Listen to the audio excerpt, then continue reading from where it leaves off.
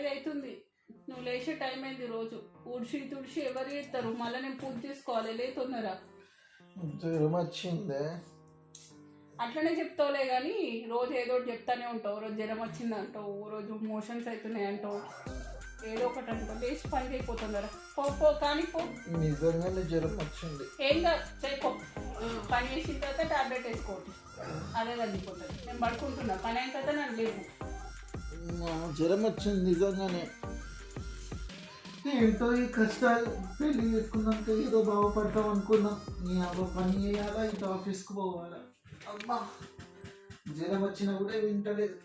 ఏంటమ్మాయిలో ఏమో.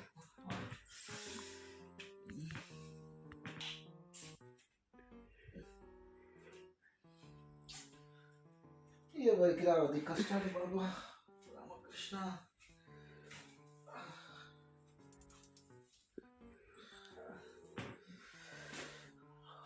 కాలుతుంది.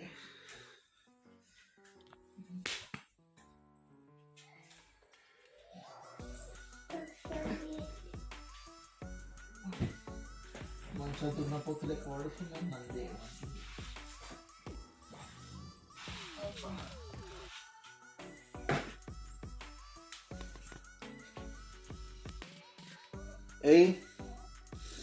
ఏ రమ్య, ఏంది చెప్పు. ఊడ్చిన నేను. అది చెప్పడానికి నా నిద్ర డిస్టర్బ్ చేయాలి ఇప్పుడు నువ్వు? నువ్వే కదా చెప్పినావు తెచ్చినప్పుడు అయిపోయినాక ఊడ్చినాక పిలవమని.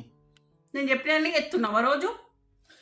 నువ్వే కదా చెప్పినావు. ఏం ఊడ్చినావు? ఎక్కడున్న చెత్త అన్నీ ఉన్నదాగో చూడు ఒకసారి. ఎట్లున్నది ఆ చెత్త? రేపు చెప్తా నీ సంగతి. ఇట్లనే ఊడితే నేను కరెక్టే ఊడ్చిన. ఏం ఊడ్చినావు? ఏడున్నది అన్నీ ఉన్నది.